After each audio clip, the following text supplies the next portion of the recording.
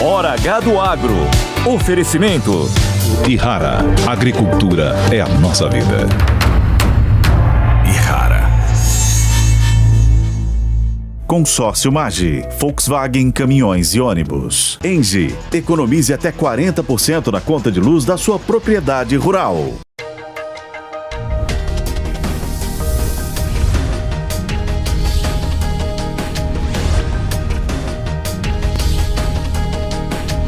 Hora H do Agro, com Kellen Severo. Olá, sejam muito bem-vindos ao Hora H do Agro. Vamos aos destaques de hoje. Em Mato Grosso, empresas podem perder benefícios fiscais se restringirem a expansão agropecuária no estado. A Assembleia aprovou o texto e, em entrevista exclusiva aqui, o governador Mauro Mendes vai falar sobre os rumos da nova lei que impactará o agro e também acordos ambientais, como a moratória da soja no bioma amazônico. No Rio Grande do Sul, 6 meses após a tragédia, o agro precisa de ajuda. Pecuaristas abandonaram a atividade leiteira por não ter crédito para recomeçar e agricultores lamentam a falta de recurso para plantar a próxima safra. No Paraná, agricultor é atacado por índios com arco e flechas. A tensão no campo é crescente na região de Guaíra. E você vai ver também, na Europa, agricultores se manifestam na França e pedem ajuda ao governo para sobreviver. Assim está nos cartazes. E nos Estados Unidos, foguete que dá ré, robô humanoide e táxi autônomo. Tecnologias desenvolvidas por empresas de Elon Musk vão impactar o agro e você vai saber como nesta edição. O Hora H do Agro já está no ar. Nesta semana, o produtor rural Paulo Roberto Vanin, de Guaíra, no oeste do Paraná, foi atacado por indígenas. Ele tentava fazer o plantio da soja. 6 pessoas que estavam com ele foram feridas e uma está em estado grave. Confiram.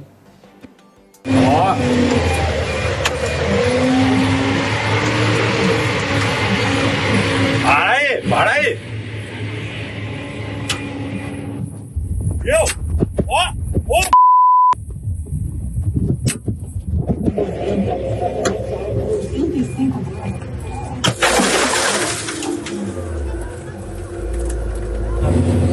Aí, ó, molotov, hein? Molotov, índio. Aí, ó. Muita atenção nas imagens que revelam arcos, flechas, ataques a agricultores que tentavam fazer o plantio da soja lá no oeste do Paraná, em Guaíra. A prefeitura do município revelou que uma pessoa foi ferida gravemente e encaminhada para o município de Cascavel para a realização de uma cirurgia. O prefeito manifestou preocupação com a escalada da violência e ressaltou a necessidade de uma resposta mais ágil para a resolução do conflito. A tensão no campo aumentou em diversas partes do Brasil depois que o Supremo Tribunal Federal e o Congresso Nacional discordaram sobre a tese do marco temporal. O marco temporal das terras indígenas, que diz que esses povos só podem requerer áreas se estivessem na terra na data em que a Constituição foi promulgada, ou seja, em outubro de 1988. O Congresso Nacional aprovou uma lei que regulamenta essa tese, que é a do marco temporal. Já o STF decidiu por invalidar a tese do marco temporal. Agora, reuniões de conciliação entre os poderes tentam achar alguma solução para esse tema. Enquanto isso, há uma escalada de tensão no campo em diferentes áreas. O presidente da Frente Parlamentar da Agropecuária, o deputado Pedro Lupion, questionou a efetividade das reuniões de conciliação que estão sendo conduzidas pelo STF. Do que adianta nós estarmos participando de mesas de negociações, de conciliações lá em Brasília, com o Supremo Tribunal Federal, fazendo negociações com o governo para que a gente consiga ter algum tipo de avanço nessa questão, se a gente recebe notícias absurdas como essa praticamente todas as semanas? Não dá. Mostra mais uma vez a inépcia, a ineficiência, a incompetência do governo federal na gestão dessa questão e, mais do que isso, a Força Nacional mostra mais uma vez que não tem condições de garantir a segurança. O governador do estado do Paraná já entrou com pedido cautelar ao ministro Gilmar Mendes, pedindo que a Polícia Militar possa atuar em relação a esses indígenas, garantir a reintegração de posse daquelas áreas em que já foram expedidos e que a Justiça permitiu, e que a gente possa devolver um pouco de tranquilidade para os moradores de Guaíra, de Terra Roxa e principalmente os produtores rurais que foram brutalmente atacados. Muito obrigada, deputado, pelas atualizações. Nós vamos até o Paraná, onde está o presidente interino do sistema FAEP, a Federação da Agricultura do Estado do Paraná, Ágide Eduardo Meneghetti. Seja muito bem-vindo à Jovem Pan. As imagens que a gente acabou de mostrar e abriram essa edição do Hora H são imagens bastante preocupantes. Há uma escalada de violência no estado do Paraná, uma crescente tensão no campo entre agricultores e indígenas. Seja bem-vindo. Claro. Sim. A situação que se encontra na região de Guaíra muito nos preocupa. Nós, do sistema FAEP, viemos alertando tanto o governo estadual quanto o governo federal sobre as ações dos ditos indígenas, que inclusive já foi comprovado que são índios do Paraguai vindos ao Brasil reivindicar terras no país vizinho, e que a ineficiência da Força Nacional e do governo federal está cada vez mais aumentando a violência na região por parte do governo. Infelizmente, mais uma vez, temos uma notícia como essa no dia de ontem, de ditos indígenas agredindo um produtor rural, que no momento que ele quer plantar, garantir o sustento de sua família, investir na sua terra, na sua produção, é impedido por índios, gerando uma insegurança e prejuízos milionários para o setor produtivo paranaense. A pergunta que fica: quem tem direito? Se existe uma lei já instituída pelo Congresso Nacional, adianta nós ficarmos em mesa de discussão, como diz os nossos deputados federais do Paraná, Pedro Pion, Sérgio Souza e a FPA, ministra Tereza Cristina, o próprio Marcelo Berton da Confederação Nacional da Agricultura, e deixarmos que situações como essa se alastrem e aumentem dentro do campo? Creio que nossos governantes federais estão muito omissos ao que está acontecendo aqui no estado do Paraná. Ágide, a sua avaliação é que a questão do marco temporal, essa relativização do direito de propriedade, que quando havia a clareza no marco temporal, que dizia exatamente quando terras poderiam ser demarcadas como indígenas, a relativização desse conceito foi o que levou a essa crescente tensão que a gente está vendo no seu estado, mas também em outros, como Mato Grosso do Sul, que já mostramos aqui? Sim, sem dúvida. Existia uma lei que foram questionadas, o Congresso Nacional trabalhou arduamente, todos os ministros aprovaram a lei foi sancionada e simplesmente que eu saiba até onde, nossa população tem que fazer uma lei uma vez instituída, cumpra-se a lei. Aí vem o Supremo Tribunal Federal querendo questionar a lei criada. E nós acreditamos que a alçada do Supremo Tribunal não é questionar a lei, e sim fazer a validação das audiências que a lei assim prega. Se tem problema com a lei tem que voltar ao Congresso Nacional e os nossos congressistas sim deliberar sobre isso, não sendo feito dessa forma como que está. Ágide, como fica a situação desse agricultor que tentava semear a safra de soja? Lembrando que a safra de soja é parte do sustento de muitas famílias de agricultores no Paraná, e ele foi impedido com essa imagem que eu vou pedir para a produção colocar em tela cheia, se for possível, que é uma imagem estarrecedora. Ataques de arco e flecha, algo que a gente chega a não acreditar se não estivesse com essas imagens visíveis. O que está acontecendo? Vão ser impedidos efetivamente de avançar com o plantio por conta de toda essa tensão no campo?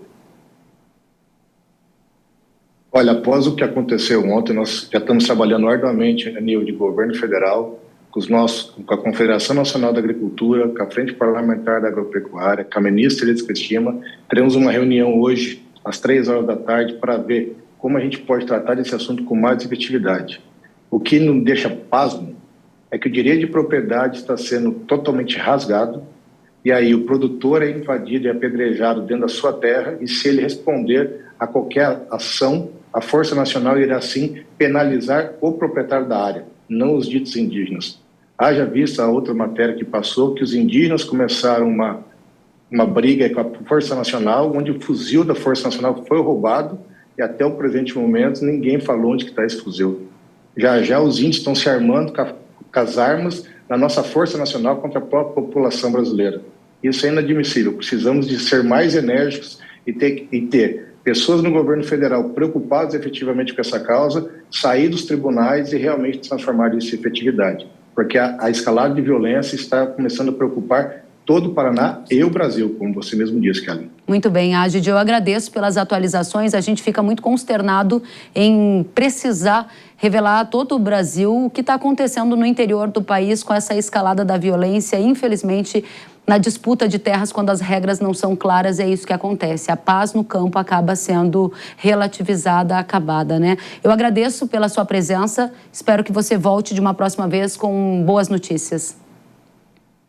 Ok, eu agradeço a oportunidade de falar com todos os ouvintes.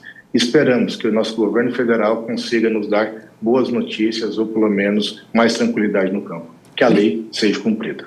Agide Eduardo Meneghetti, presidente interino do Sistema FAEP, a Federação da Agricultura do Estado do Paraná. Até a próxima. Nós entramos em contato com o governo federal e, em nota, o Ministério da Justiça disse que a Força Nacional foi acionada e se deslocou para o local da ocorrência juntamente com equipes da Polícia Federal e a FUNAI.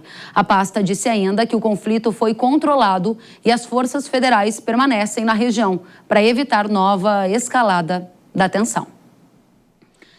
E agora a gente troca de assunto e vamos para o Mato Grosso. Um projeto de lei aprovado pela Assembleia Legislativa de Mato Grosso estabelece critérios mais rigorosos para que empresas recebam incentivos fiscais e concessões de terrenos públicos. A partir de janeiro de 2025, companhias que adotarem políticas restritivas à expansão da agropecuária ou que limitarem a produção em áreas não protegidas pela lei ambiental perderão esses benefícios.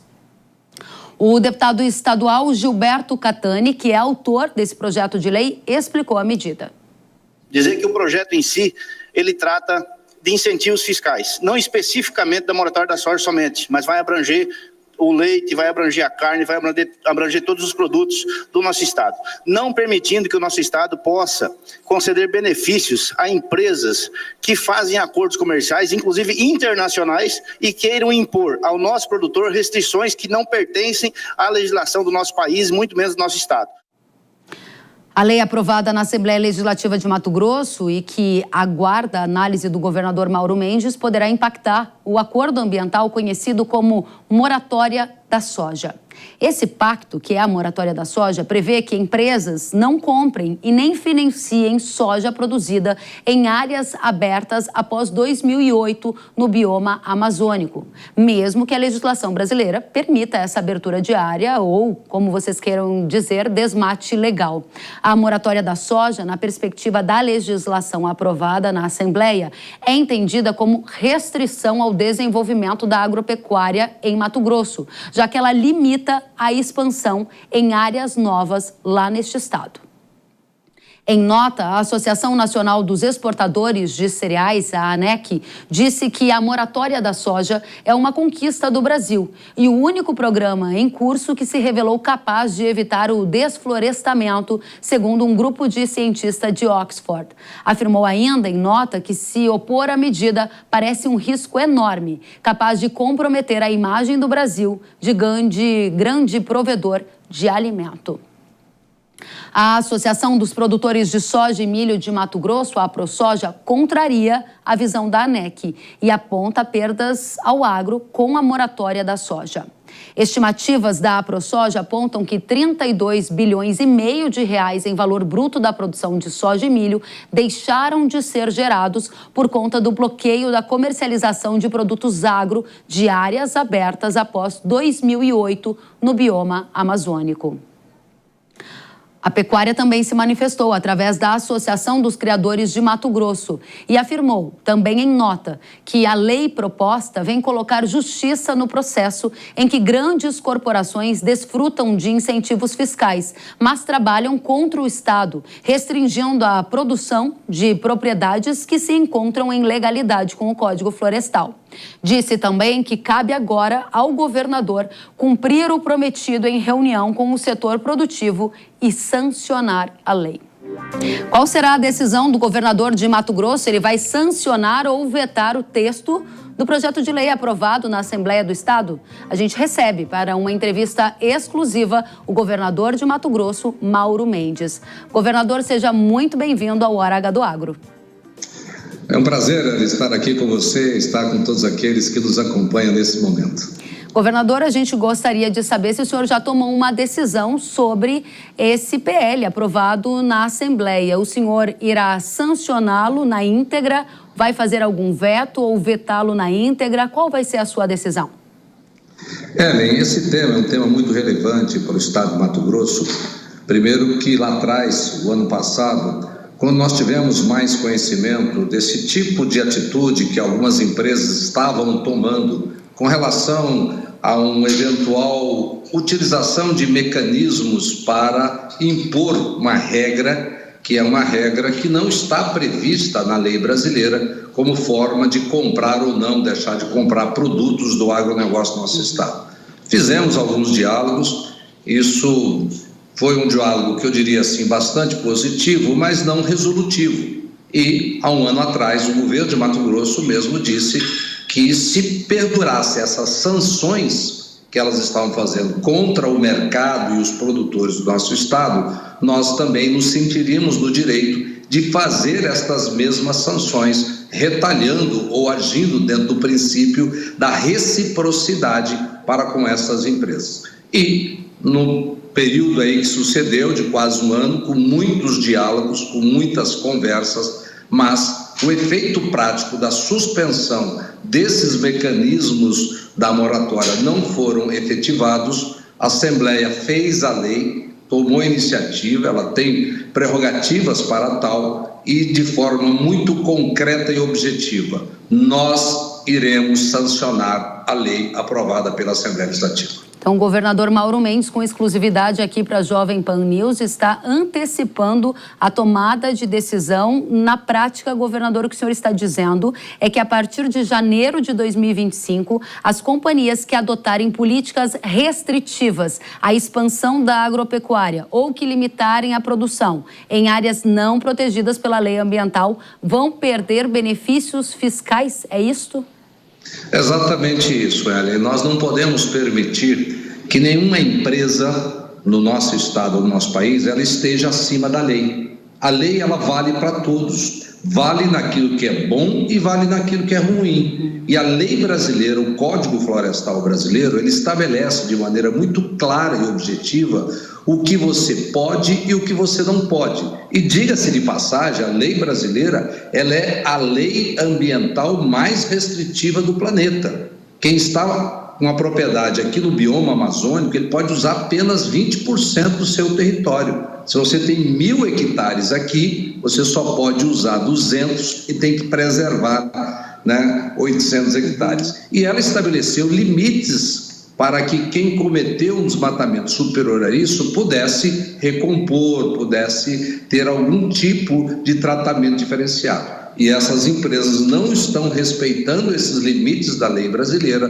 portanto, nós vamos dar a ela algum tratamento diferenciado. E dar incentivos ou benefícios fiscais, nós podemos criar regras para que isso aconteça. Empresas que descumprem a lei brasileira, elas não vão ter benefícios fiscais no nosso estado. Governador, o senhor falou sobre a moratória da soja. Para que todos que nos acompanham estejam na mesma página que nós, a moratória da soja ela é um pacto ambiental que prevê, por exemplo, a não comercialização e nem o financiamento de soja produzida em áreas abertas após 2008 no bioma amazônico, por exemplo, mesmo que a legislação brasileira permita essa abertura de área em linha com o que o senhor falou. O PL decreta, então, o fim da moratória da soja, na sua opinião? Quais são as consequências disso a partir da sua sanção ao projeto de lei?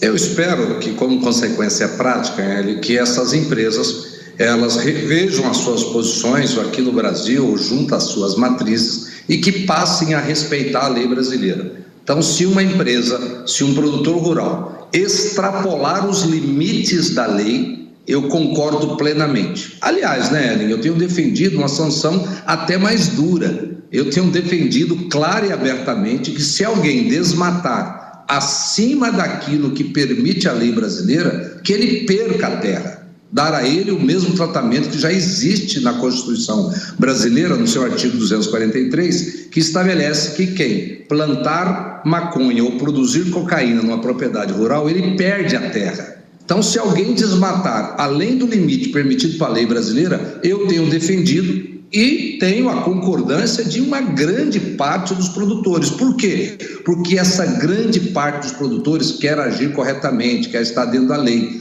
E menos de 2% ele comete esse crime. E é um crime contra o meio ambiente, contra a imagem do nosso país, do nosso estado, é um crime contra o agronegócio brasileiro. E o agronegócio é uma atividade econômica muito importante no nosso estado. Então, dentro do limite da lei, eu quero que tenhamos duras penas. Agora, nenhuma empresa pode exigir, né, de todos nós brasileiros algo que não esteja previsto na nossa legislação. Importante esse ponto que o senhor coloca sobre a penalidade, que o senhor defende, inclusive, um confisco de terras para quem ultrapassar os limites da lei no sentido de abertura de novas áreas. Esse é um ponto bem sensível, a gente pode voltar nele depois. Antes, eu gostaria aqui de aproveitar e fazer um questionamento trazido pela Abiov, que representa aqui muitas das empresas que são signatárias da moratória da soja. E a Abiov pergunta ao senhor: problemas de investimentos em Mato Grosso a partir da sua decisão de sancionar essa lei. O senhor está considerando que isso pode inibir investimentos de multinacionais no seu estado, por exemplo? Olha, toda decisão, todo rumo que se escolhe tem efeitos positivos e eventualmente negativos. Mas nós precisamos sim vender os nossos produtos, mas eles também precisam comprar os nossos produtos. O estado de Mato Grosso é o maior produtor do país, nós temos grande capacidade de crescer, essas empresas precisam comprar os nossos produtos, nós precisamos vender, um precisa do outro, então eles têm que nos tratar com respeito. Queremos fazer isso, Eli? Não, mas eles não podem desconsiderar uma lei brasileira querendo criar regras para prejudicar o nosso mercado produtivo em Mato Grosso. Quais os efeitos positivos que o senhor projeta dessa tomada de decisão de sancionar o PL que foi aprovado na Assembleia?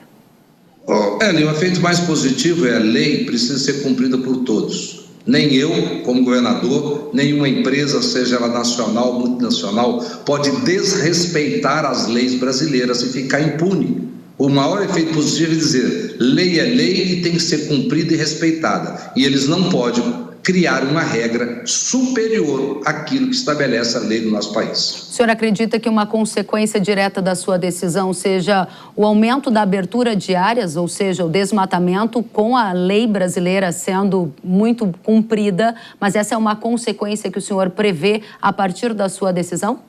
Absolutamente não, Eli. Fazer essa interpretação é um equívoco, porque o que eles estão dizendo é o seguinte, olha, a lei brasileira diz, vamos ser numéricos aqui para facilitar a compreensão das pessoas, a lei brasileira diz, se você tem uma propriedade de 1.000 hectares na Amazônia e você pode usar apenas 200 hectares, eles dizem o seguinte, olha, se você usar esses 200 hectares, eu não compro de você. Ou seja, eles não estão aceitando esse limite da lei brasileira. Então, isso não significa aumentar o desmatamento, porque a nossa baliza para desmatamento é a lei. Não é o que essas empresas acham, não é o que eu acho, não é o que qualquer cidadão acha. Aquilo que normatiza uma sociedade, um país civilizado e democrático, é a lei. Então, o nosso parâmetro é a lei. Então, tudo que estiver no limite da lei é legal, é correto, não pode ser considerado como aumento de desmatamento ou de uso da terra. Governador, o senhor tem ideia de qual é o volume em recursos financeiros que o estado de Mato Grosso passará a arrecadar a partir de 2025 com o fim desses benefícios fiscais? Olha, esse é um número que a gente não fez essa conta. Eu não gostaria de fazer esta conta. O que nós queremos não é aumentar a arrecadação com isso, Eli. Nós queremos respeito à lei brasileira. É pedir muito? Pedir que se respeite a nossa lei é pedir muito? Não, é pedir o mínimo e todo cidadão tem que cumprir e as empresas têm que cumprir. Não queremos arrecadar nenhum centavo, queremos que eles cumpram a lei. Cumprindo a lei, ninguém vai perder incentivo fiscal, vamos estar todo mundo de boa, vivendo em paz, cada um cumprindo o seu papel. Os nossos produtores produzindo, eles comprando e comercializando o mundo inteiro. Governador, uma última pergunta. A sua decisão deve servir de exemplo para outros governadores de regiões que também passam pela mesma questão em relação à moratória da soja? Eu soube que há outros estados pretendendo imitar, fazer igual Mato Grosso. O senhor já teve conversas nesse sentido? Olha, eu espero que não, eu espero que as empresas retrocedam nessa exigência absurda e que a gente construa um ambiente de paz e não de animosidade e disposição. Eu espero que eles possam rever e entender que eles têm que cumprir a lei brasileira. Ponto. Feito isso, teremos paz no campo, paz nas relações comerciais. Mauro Mendes, governador de Mato Grosso, muito obrigada pela entrevista exclusiva e pela informação exclusiva a todos que acompanham a Jovem Pan News. Volte sempre, as portas estão abertas para o senhor. Muito obrigado, um grande abraço a todos. Até a próxima. E nós vamos imediatamente repercutir essa informação da decisão que o governo já antecipou aqui ao Hora H do Agro, informação que a gente repercute com duas partes interessadas, por exemplo, os produtores rurais e também as multinacionais que compram grãos em Mato Grosso. Recebemos o Lucas Costa Beber, que é presidente da Associação dos Produtores de Soja e Milho de Mato Grosso. Seja muito bem-vindo, Lucas. E também André Nassar, que é presidente executivo da Associação Brasileira das Indústrias de Óleos Vegetais, a ABIOV, que representa as empresas signatárias da moratória da soja. Começamos o painel com uma informação exclusiva. Primeira pergunta é para você, Lucas. Qual o efeito imediato da decisão do governador de sancionar o PL, que na prática acaba com a moratória da soja em Mato Grosso? Olá, Kellen. Olá a todos que assistem a Hora H do Agro. Olá, André também. Com muita alegria recebemos essa informação. Estávamos confiantes que seria esse o direcionamento dado pelo governador, honrando aquilo que ele já vinha falando há muito tempo e também atendendo o pedido de nós produtores, Kellen, trazendo justiça, porque de 2009 para cá, pouco mais de 250 mil hectares foram desmatados legalmente, né? Aqui dentro do estado, mas o impacto hoje pode chegar acima de 2,7 milhões de hectares que eram impactados sobre a moratória. Então, isso traz justiça não só para os produtores, mas justiça também social, porque inibia principalmente municípios mais novos que estavam tendo as conversões de pecuária para agricultura, que não teriam a chance de se desenvolver como foram os municípios mais antigos da BR-163, aonde que as áreas foram convertidas antes de 2009. Então, com muita alegria recebemos essa notícia por parte do governador e também temos que lembrar, né, que era um pedido também da União das Câmaras dos Vereadores aqui do estado e também da AMM, Associação dos Municípios aqui do estado. Então, contempla os produtores e contempla toda a sociedade de Mato Grosso. Muito obrigada. André, representando aqui as signatárias da moratória de soja, essa decisão do governador vai na contramão do que era o desejo da ABIOV, que era da manutenção da moratória da soja, é isso? Oi, Kellen. Olá, Lucas. É o seguinte, especificamente no caso do projeto, o nosso pedido é que o governador vetasse o artigo 2º, certo? A lei basicamente tem 2 artigos, o 2º e o 4º, que são os mais importantes. O 4º é específico da moratória, a gente sempre entendeu que politicamente o interesse era de ter um dispositivo ali que inibisse o funcionamento da moratória. Mas, assim, o artigo 2º, se o governador mantiver, a meu ver, é um erro grave, porque ele impede, inclusive, as próprias empresas individualmente de atuarem. As empresas têm as suas próprias políticas, né, que fazem com que elas definam por que ela compra de um produtor ou não compra uma parte da produção ou não. E, no meu entendimento, o artigo 2º impede qualquer tipo de política individual das empresas, e aí, sinceramente, não sei como vai ser, porque as empresas de Mato Grosso, não só das tradings, os frigoríficos, as indústrias de etanol, as indústrias de biodiesel são exportadoras. O biodiesel hoje é desmatamento zero por lei brasileira, então hoje você não pode, eu não posso comprar soja e fazer biodiesel com desmatamento. Então, assim, eu considero impraticável, do ponto de vista de gestão do governo do estado, a manutenção do artigo 2º. Eu vou manter a pergunta ainda com o André e volto para você, Lucas, porque quando o André diz que é impraticável, eu entendo que haja muita dúvida dos próprios produtores de soja, que em grande parte vendem para as tradings, para as empresas que o André aqui representa, e alguns até já fizeram negociação antecipada dessa safra que está sendo semeada agora, e que vai ser colhida em 2025, quando a nova lei já estará em vigor. Como vocês vão operacionalizar isso na prática, André? As fazendas que já venderam essa soja, elas continuam tendo sinal verde? Vocês vão mudar alguma forma de comercializar? Vão tentar fazer algum desconto para o agricultor por causa da questão do benefício fiscal que estão perdendo? Qual é o plano de ação de vocês a partir de um cenário de sanção desse projeto de lei? Não, então, primeiro, em contrato feito não se mexe, né? A gente honra contrato. Então, toda a soja que foi comprada antecipadamente foi precificada de uma forma, você não mexe nesse preço, né? O que vai acontecer? Evidentemente, tem uma regulamentação. A gente não sabe como vai vir essa regulamentação. O cenário de sanção na íntegra e uma regulamentação rígida, certo? Que deve ser o que vai vir pela própria decisão do governador, né? Significa que as empresas vão se vir diante de uma situação de manter o incentivo fiscal ou manter as suas políticas. Eu não sei qual vai ser a decisão das empresas, entendeu, Kelly? Algumas podem decidir perder o incentivo fiscal, outras manter suas políticas. Você pode colocar as empresas numa situação dificílima, que elas têm políticas horizontais que servem para todos os lugares do mundo, ou para o Brasil, ou para atender mercados específicos, mas ela corre o risco de ter o seu incentivo fiscal glosado pela Secretaria de Fazenda de Mato Grosso por conta dessa exigência. Então, é evidente que está colocando as empresas numa situação de insegurança jurídica enorme. Então, nós temos que elucidar isso primeiro, antes de dizer se elas vão comprar soja mais barato, se vão vender farelo e óleo mais caro. Eu não sei, isso é cedo para dizer. Ok. Lucas, na sua opinião, o que vai melhorar para os produtores, dado que esse era um pleito da AproSoja e de outros produtores e pecuaristas de Mato Grosso?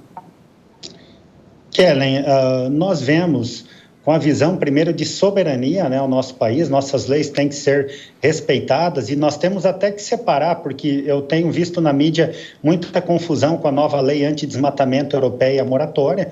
A moratória, ela é um acordo entre particulares, entre privados e empresas, e, na verdade, ela fere a livre iniciativa, que, inclusive, as empresas tinham antes e vão continuar tendo, mesmo após a promulgação da lei. O erro das empresas, talvez, foi por mais de 10 anos que tem a moratória, não ter criado uma logística à parte e um sistema de rastreabilidade para isso, já que os incentivos é para cada inscrição, ou seja, a mesma empresa que opera, às vezes, em Nova Mutum, ela pode usar aquela unidade para corresponder à moratória, e já que opera em Sinop, ela não precisa atender a moratória, ou seja, para atender os mercados, direcionar essa produção. Então, nós não vemos com esses olhos, e mesmo que esses incentivos de fato fossem tirados de maneira sumária, eles poderiam ser convertidos na aquisição de máquinas, construção de armazéns, ou até mesmo as cooperativas, que agora Mato Grosso também tem aquecido muito a formação de cooperativas, a exemplo do que acontece no sul do país. Então, há várias formas desses incentivos chegarem para os produtores. O que não pode haver é segregação entre esse ou aquele produtor, já que ambos estão respeitando a nossa legislação nacional. Lucas, eu conversei com algumas fontes e me foi dito que uma das saídas, e por isso eu perguntei há pouco para o André Nassar da Abiov, que uma das saídas num cenário de perda de benefício fiscal para as grandes empresas compradoras de grãos seria tentar contrabalancear isso pagando menos pela soja do agricultor de Mato Grosso. Esse é um cenário que passa pela cabeça de vocês, que possa ser uma realidade? Eu acho que a pergunta que eu fiz antes já responde, Kellen. Eu acho que é uma afirmação mais intimidatória. Como eu falo, há como se criar essa logística, há municípios que estão fora da moratória, até porque hoje nós temos que considerar duas coisas.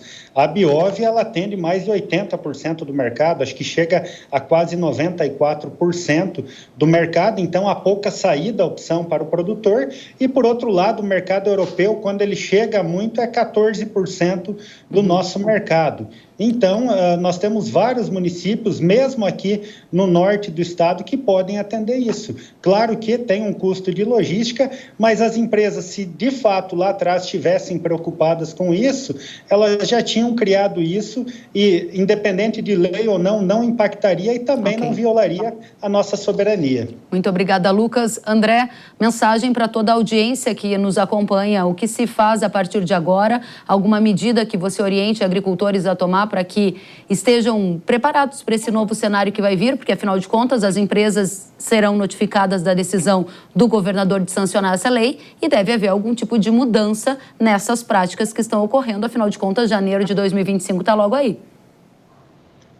O Kelly, assim, o Lucas está interpretando que essa lei ela só atinge aquelas empresas que fazem parte de acordos multissetoriais, como é o caso da moratória. Na minha visão, não é isso. Ela atinge todas as empresas. Então, todas as empresas serão colocadas numa situação, empresas individualmente. Então, a lei fere a livre iniciativa da companhia, na minha visão, tá? Então, não tem resposta. Eu acho que agora as empresas vão ter que entender qual é a implicação disso para o seu negócio. E aí a gente começa a conversar com os produtores para olhar se isso tem alguma implicação para eles também.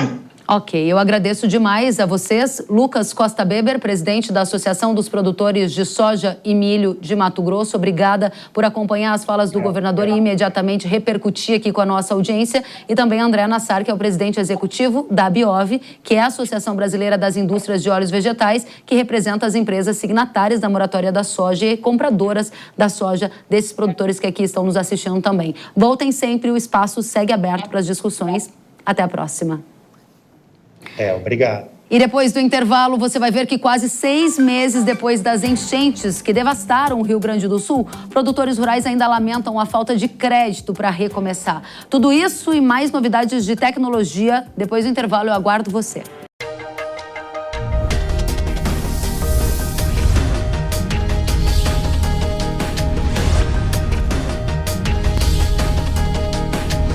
Hora H do Agro, com Kellen Severo. Quando percevejos alcançam a soja, sugam a rentabilidade e a qualidade dos grãos. Mas essa ameaça tem uma solução, graças a Zeus. Inseticida Irrara, com tecnologia inédita que controla os percevejos de forma nunca antes vista. Eleve seu poder de controle com Zeus. Produto de uso agrícola. Venda sob receituário agronômico. Consulte sempre um engenheiro agrônomo. Olá, galera. Aqui é Zico. Eu tenho a dica certa para você que não leva apenas sua carga, mas impulsiona o progresso. O consórcio MAGE Volkswagen Caminhões e Ônibus é ideal para ter seu caminhão novo ou renovar a sua frota. Zero de entrada, parcelas a partir de R$ 2.800 e aqui o cartão vermelho é para os juros. Dê o primeiro passo para essa vitória. Consórcio MAGE Volkswagen Caminhões e Ônibus, a estrada da conquista começa aqui. Cara, posso te dar uma dica? Fernando Meligeni? Claro que pode. Se sua empresa gasta mais de R$9.000 por mês na conta de luz, você pode comprar energia direto da Engie com até 40% de desconto. É o Fernando Meligeni ali. É ele mesmo. E o que foi que ele te disse? Disse que eu jogo muito. Vem pra Engie, a sua parceira no mercado livre de energia. Desde o tempo do homem primitivo, a grande civilização grega, da Revolução Industrial até o mundo moderno, grandes guerras aconteceram, moedas foram criadas, inovações científicas mudaram o mundo e forjaram os povos. Todas essas transformações foram costuradas pelo fio invisível da economia. Esse conhecimento é a chave para entender as relações humanas, trabalho, negócios, investimento e política. Ao longo da minha carreira, eu percebi que muitas pessoas têm dificuldade em entender esses conceitos que são essenciais para as nossas vidas, para que a gente prospere. Quero compartilhar com você os fundamentos econômicos que moldaram e continuam a moldar o mundo. Entenda os segredos e transforme a sua forma de investir com o meu novo curso Economia Touro, os 200 conceitos que interessam. Acesse agora newcursos.com.br e comece a sua jornada. Vai, Torio!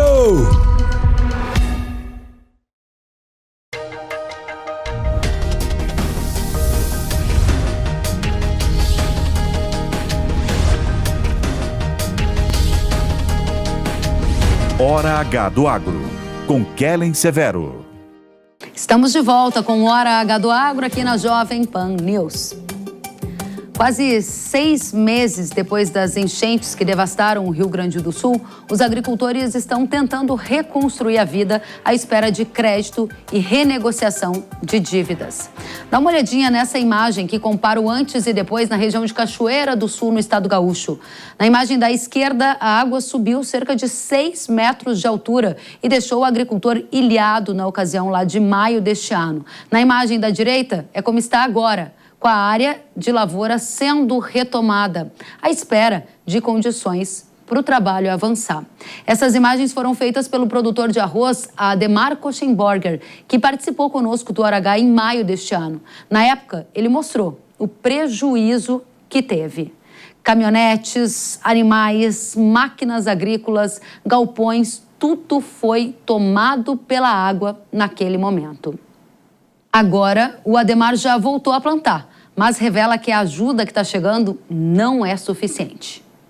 Estamos já refazendo as lavouras, né? Já temos arroz nascido aí em algumas partes e, infelizmente, sem recurso. Mas o pouco que nós temos se juntando aí com as empresas aí e os bancos e estamos tocando a lavoura. Mas com muita força de vontade e luta, dia a dia, direto, esses 157 dias, estamos aqui tentando produzir um alimento nobre para a cesta básica para o nosso povo ter o que consumir. Obrigada, Ademar, pela coragem. A gente segue aqui acompanhando atentamente o que vocês vivem no Rio Grande do Sul. Em Estrela, também no Rio Grande do Sul, o produtor rural Eloy Verman, ele esteve conosco no Hora H do Agro em maio deste ano e, infelizmente, precisou abandonar a pecuária leiteira. Ele perdeu dezenas de animais para a força das águas e teve toda a infraestrutura da produção destruída. Hoje, quem fala conosco é o filho do Eloy, o Samuel Verman, que revela as dificuldades para a renegociação de dívidas. A produção leiteira a gente teve que encerrar, né, porque por questão de que nós perdemos animais tudo na cheia, né, e agora estamos trabalhando com as máquinas que a gente conseguiu salvar ali e vamos também seguir plantando as lavouras, né, vai ser o nosso ganha-pão daqui para frente, né. As dívidas a gente tentou sim renegociar, mas não sabemos ainda como é que vai ser e para quando e como, né? Muita dúvida, tem muita pergunta. E diante das dificuldades que o agro do Rio Grande do Sul enfrenta para recomeçar depois das enchentes, membros do movimento SOS Rio Grande do Sul foram até Brasília nesta semana, em uma viagem de 25 horas de carro. Eles pedem ajuda ao governo federal. Segunda-feira, dia 14 de outubro de 2024, um belo dia de sol, onde eu poderia estar dessecando a minha lavoura para iniciar o plantio do soja. Estou viajando. Eu sou a Renata Favaretto, eu estou acompanhando a Grazi, o Lucas e o Rafael hoje a Brasília para nós participarmos de uma reunião amanhã buscando soluções para o agro gaúcho. Hoje eu estou deixando de estar regulando as plantadeiras, fazendo a dessecação, tratando semente, para acompanhar eles e ver se a gente consegue chamar a atenção dos nossos políticos para o problema tão grave do Rio Grande do Sul. Bom, gente, como vocês viram, nós estamos deixando de fazer o nosso trabalho na lavoura para ter que ir a Brasília, mais uma vez, tentar resolver algo que o governo tem o dever de fazer. Nós, produtores, estamos sendo impedidos de trabalhar, de continuar na nossa missão, porque temos, digamos assim, uma certa incompetência do governo federal para resolver a tragédia do Rio Grande do Sul. A gente abriu espaço para mais agricultores do Rio Grande do Sul que pedem ajuda para recomeçar. Lá na região de Ulha Negra, também no estado gaúcho, nós vamos conversar com outro produtor rural que passa por dificuldades para retomar o trabalho depois das enchentes. Seja muito bem-vindo, Celso Giroto, ao Hora H do Agro. Como é que está a situação na sua região hoje? Ok, obrigado pela oportunidade, em primeiro lugar, né? Sou produtor rural aqui do município de Ulha Negra, região da Campanha, né? Sou assentado há 35 anos na região e aí hoje situação nossa hoje é bastante difícil, né? A gente na propriedade tem várias atividades. Hoje nós trabalhamos com semente oleirícolas, soja, milho, trigo. E, infelizmente, nos últimos 2 anos nós tivemos umas situações de clima muito adversas, né, na nossa região, né? Nós temos hoje 7 decretos de calamidades no município, entre seca e enchente, né? Então, hoje, depois de perder 2 safras seguidas, né, aí a gente se viu na volta com mais produtores, né, com a mesma situação, acabamos nos juntando e fizemos, assim, várias manifestações na região aqui, pedindo ajuda ao governo federal, inclusive reuniões em Porto Alegre, reuniões aqui em Ilha Negra. O próprio ministro, na época, Paulo Pimenta, esteve com nós, né? Entregamos em mão a ele a nossa pauta, a nossa situação realmente aqui. E aí aqui inclui gado de leite, mel, frutas, né? Foi atingido toda a cadeia produtiva, né? Baixando a arrecadação do município, influenciando diretamente hoje na economia do município, né? E aí, assim, depois de todo esse tempo, na esperança, as dívidas vencendo, protestos, empresas tentando tirar o maquinário aí dos produtores, né? E aí o governo adotando medidas, aí dando 30 dias de prazo, passando 30 dias mais 10, e esse tempo passou e hoje nós temos uma situação ainda de, vamos dizer assim, de estaca zero, né? Hoje já temos na janela de plantio, nós não temos semente para plantar, não temos insumos, né? CPF negativado. As medidas que tem hoje são insuficientes, não há recurso suficiente no banco, como é de conhecimento aí de vocês, na última, agora com o nosso grupo que está aí também negociando em Brasília, né? O SOS, nossos representantes aí ouviram do próprio Haddad de que ele não sabia da situação, né? Então, acho que nós nos sentimos abandonados, né, numa situação de que, hoje em dia, com o recurso que tem, e nós temos uma comprovação aí de reunião com o Paulo Pimenta, documentação entregue para o ministro Pávaro, lá em Esteio. Então, hoje, passando todo esse tempo, nós estamos, assim, completamente sem condição de plantar e na espera de uma solução ainda. O que você pretende fazer a partir de agora para fazer o plantio? Está vendendo alguma máquina? Está tentando postergar o prazo de financiamentos? Porque o senhor é agricultor, o senhor não vai deixar a sua atividade, certo? Como é que vai fazer para seguir em frente? Na verdade, funciona assim, todos os compromissos, nós, pequenos produtores, acredito que vem de berço, né? A intenção sempre foi e é pagar as contas, né? Só que quando tu tem 2 safras que tu não colheu nada, e aí hoje as empresas judicializando já as contas, né? Os bancos hoje, à espera também de um recurso do BNDES, do governo federal, para negociar com nós.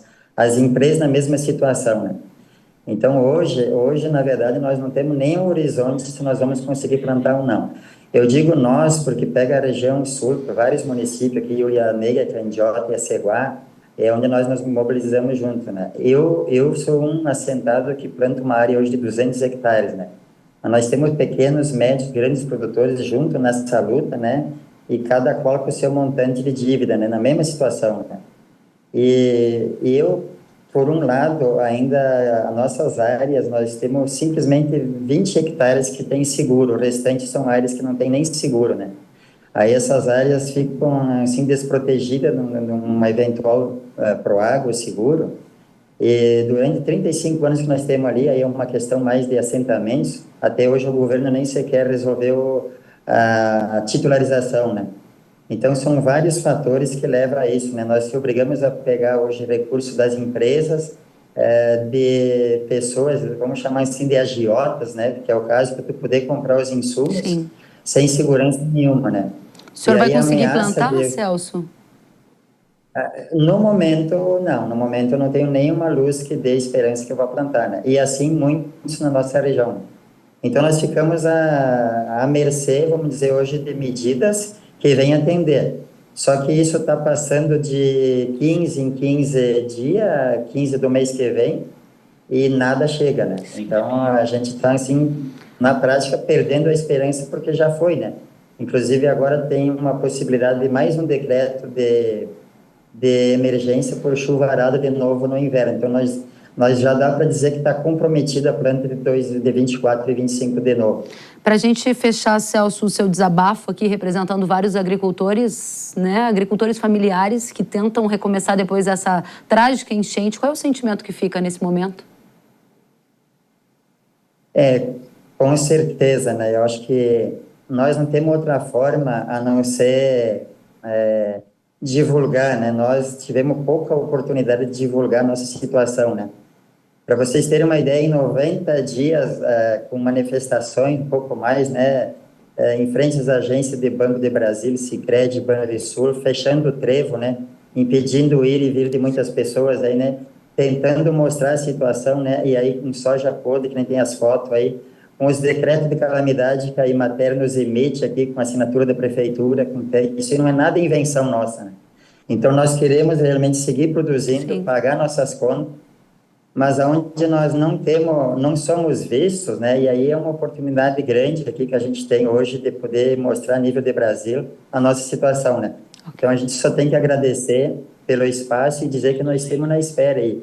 E não vamos sossegar sem o governo nos atender. Celso Girotto, produtor rural em Ulha Negra, a gente se sensibiliza demais com a luta de vocês e o espaço segue aberto, porque é uma situação muito delicada que os agricultores do Rio Grande do Sul vivem e o nosso dever aqui é expandir essa informação para que a ajuda chegue a todo mundo que precisa. Boa sorte para você, bom trabalho, até a próxima.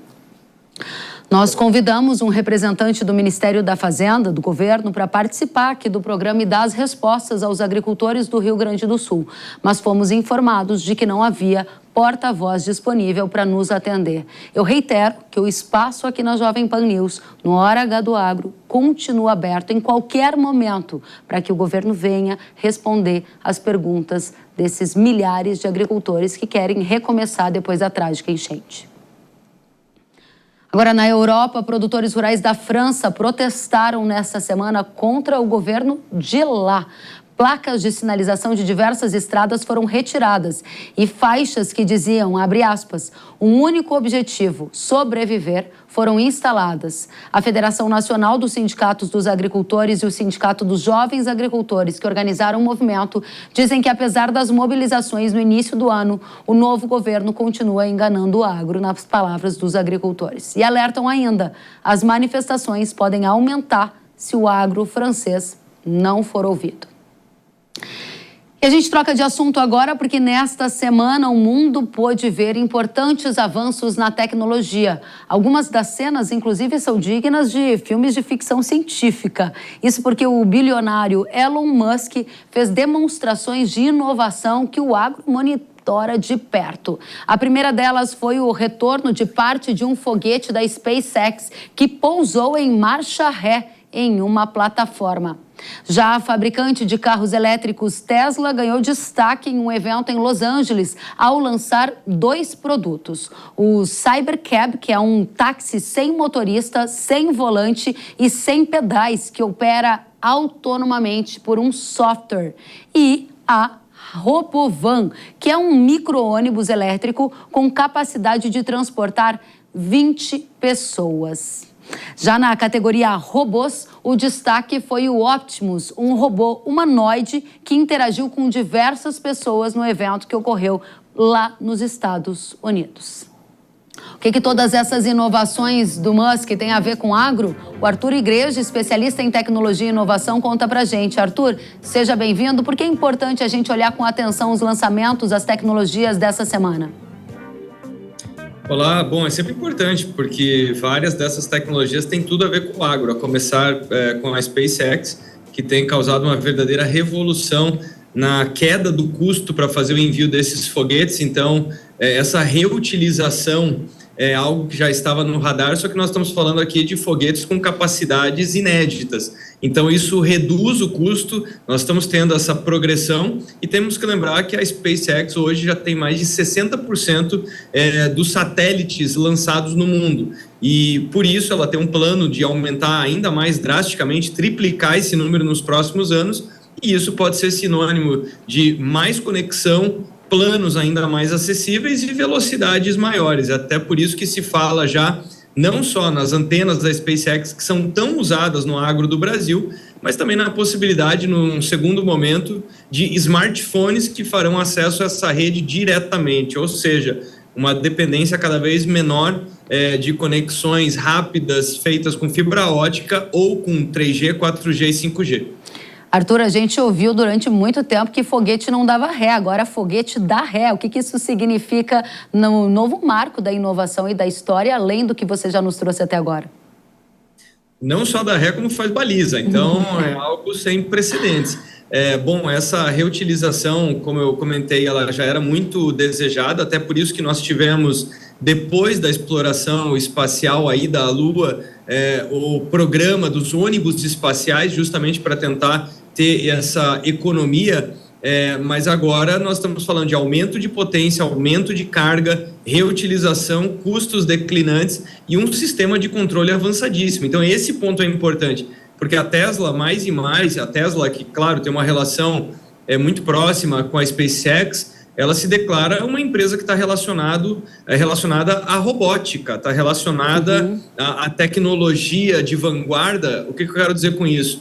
O mesmo sistema de controle que é usado para fazer uma aterrissagem como essa, que é absolutamente espetacular, parte dessa tecnologia e dessas descobertas são compartilhadas com outros setores e não por acaso nós tivemos na mesma semana esse evento aí falando sobre mobilidade urbana e sobre robôs. Essa questão da mobilidade urbana e robôs, eu já ouvi você falando sobre isso em algumas palestras, é algo importante porque muitas vezes acontece antes no campo do que na cidade, né? Ou seja, máquinas autônomas. A gente acabou de ver essa demonstração aí do veículo sem motorista e isso pode chegar antes no agro, no campo, do que nas próprias cidades. O que você percebe para os próximos 5, 10 anos? Eu não tenho dúvida em relação a isso, porque parte desse desafio, aliás, esse evento, ele chamou muito a atenção, mas é preciso enfatizar que ele teve efeitos antagônicos. O que eu quero dizer com isso? Causou toda essa movimentação, todo mundo viu isso e chamou muita atenção. Por outro lado, as ações da Tesla caíram. Então, quer dizer, os mercados perceberam que o Elon Musk já tinha dito no passado que o diferencial único da Tesla era os carros poderem ser autônomos, e isso ainda não aconteceu. Os carros se tornaram eletrificados, imensamente mais seguros e eficientes. A Tesla tem uma margem operacional que é incomparavelmente maior do que os seus concorrentes, mas essa distância vem diminuindo. Então, se ela já foi única nesse segmento, já não é mais o caso. E com relação à dificuldade em conseguir ter carros autônomos, é justamente porque os espaços urbanos são completamente caóticos. Então é difícil. E no campo existe essa possibilidade de implementar essas tecnologias porque são espaços mais facilmente mapeáveis, as condições são mais conhecidas, elas se repetem de ano após ano. Obviamente não estou falando do clima, mas das condições de terreno. Então é por isso que é uma notícia muito boa. Certamente grande parte disso vai chegar no campo antes. Muito bem, para a gente encerrar, diga para a gente quais são os potenciais impactos que vão além do campo para o público em geral da Jovem Pan. Essa semana foi um marco na história e o que a gente pode esperar das inovações e tecnologias que impactam a vida de todos nós aí nos próximos anos. Olha, com relação ao foguete, sim, tem tudo a ver com conectividade, telecomunicações, e isso é infraestrutura básica para tudo que tem impactado as nossas vidas. Com relação ao outro evento, falando de robôs, nós precisamos ver a consolidação e a entrega disso tudo. Então, assim, é uma grande promessa, mas ainda não é realidade. Por exemplo, os robôs conversaram, serviram drinks, mas eles eram teleoperados. Traduzindo, tinha um ser humano pilotando isso, o que não faz sentido algum. Então, agora é acompanhar de perto, é muito entusiasmante, mas ainda não é para valer. Então, é um grande anúncio, agora precisamos acompanhar os cronogramas e as entregas. Muito bem. Arthur Igreja, especialista em tecnologia e inovação, obrigada por trazer todas essas impressões sobre os avanços tecnológicos que impactam não só o campo, mas a cidade também. Você é muito bem-vindo, volte mais vezes. Obrigado pelo convite, até a próxima. Até a próxima. E agora eu tenho um recado para você.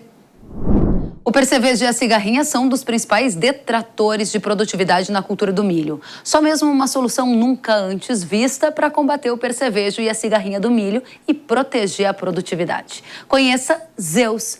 Zeus é um inseticida da Yara que traz uma tecnologia inédita para a agricultura nacional e se destaca no controle da cigarrinha e do percevejo barriga verde no milho. Com ação translaminar e sistêmica, confere uma completa proteção das plantas. Age por contato e ingestão, levando as pragas à morte rapidamente. Zeus possui um efeito de choque e residual únicos, proporcionando resultados incomparáveis nos milharais. Não deixe as pragas comprometerem a produtividade e a qualidade do seu milharal. Eleve o manejo a outro patamar você também. Acesse yara.com.br ou aponte a câmera do celular para o QR Code na tela e saiba mais sobre Zeus. O Hora do Agro de hoje fica por aqui. Obrigada pela companhia. Até a próxima semana. Tchau.